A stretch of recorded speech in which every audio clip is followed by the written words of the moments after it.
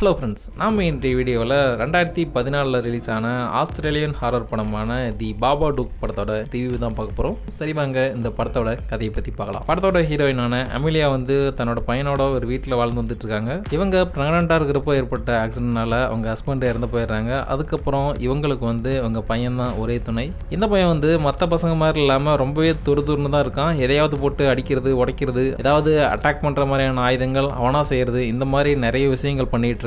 இதனால இந்த பையன் படிக்கிற ஸ்கூல்ல இருந்தும் நிறைய கம்ப்ளைண்ட்கள் வந்துட்டு இருக்கு. அந்த பையனை பார்த்துட்டு தனியாக ஆள் போடணும் அப்படின்ற மாதிரிலாம் அந்த ஸ்கூல்ல சொல்லவும், நீங்க அப்படி ஒன்றும் ஆளெல்லாம் போட வேணாம், நான் வேற ஸ்கூல் பார்த்துக்கிறேன் அப்படின்ற மாதிரிலாம் சொல்லிட்டு வந்துடுறாங்க.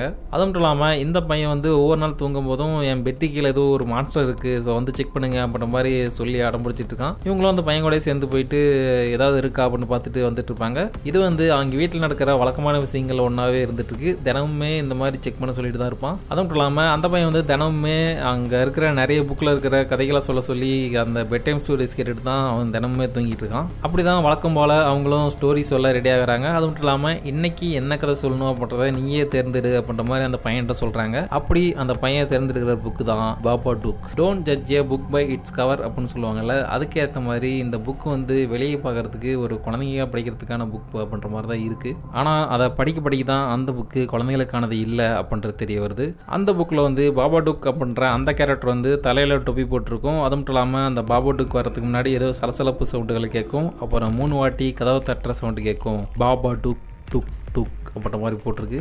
இந்த பாபாடூக்கை அங்கே வீட்டுக்குள்ளே வர விட்டுட்டிங்கன்னா இது உங்களை விட்டு எப்பயுமே போகாது, அது எப்பயுமே உங்கள் கூட தான் இருக்கும். ஒருவேளை அதை விட்டு போகணும்னா நீங்கள் செத்தாதான் உண்டு அப்படின்ற மாதிரி போட்டிருக்கு. அது மட்டும் இல்லாமல் இந்த பாபாடூக் உங்கள் வீட்டுக்குள்ளே வந்துருச்சுன்னா உங்களுக்கு தூக்கம்ன்றது ஒரு நொடிக்கோடு இருக்காது.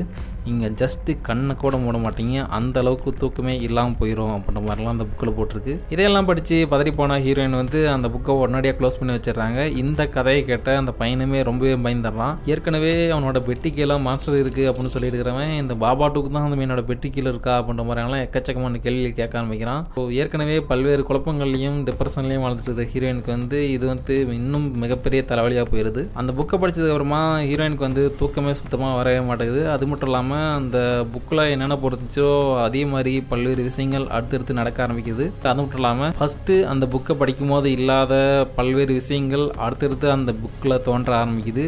ஸோ இந்த விஷயங்கள்லாம் ஏன் நடக்குது, நிஜமாலுமே அந்த பாபாடூக் இருக்குதா இல்லை ஹீரோயினோட கற்பனையாக பண்ணுறதான் இந்த படத்தோட மீதி கதை. இந்த படம் நார்மலான ஹாரர் படம் மாதிரி கிடையாது. ஏதாவது இது வந்துச்சுன்னா அந்த சாமியார் பாதிரியார் இப்படி யாரையாவது கூட்டிகிட்டு வருது, இந்த மாதிரியான விஷயங்கள் இந்த படத்தில் சுத்தமாக இருக்கவே இருக்காது. படத்தோட எண்டிங்குமே ரொம்பவே டிஃப்ரெண்டாக தான் இருக்கும். இந்த படத்தை தனியாக பார்க்குறதுக்கு உண்மையிலேயே எனக்கே லைட்டாக பீதியாக தான் இருந்துச்சு. பாதி படம் பார்க்கும்போது கம்முன்னு க்ளோஸ் பண்ணிட்டு அப்புறம் ஆட்களை வேட்டி பார்த்துக்கலாமா அப்படின்ற மாதிரி ஃபீல் பண்ணுற அளவுக்கு தான் ரொம்பவே ஹாரராக தான் இருந்துச்சு. இந்த படம் 1.5 மணி நேரம் தான். ஸோ அவ்வளோ பெரிய படமும் கிடையாது, டக்குன்னு கூட பார்த்து முடிச்சிடலாம். உங்களுக்கு வித்தியாசமான ஹாரர் படங்கள் பிடிக்கும்னா மிஸ் பண்ணாமல் பார்க்க வேண்டிய படத்தில் இந்த படமும் ஒன்று. ஸோ ட்ரை பண்ணி பாருங்கள்.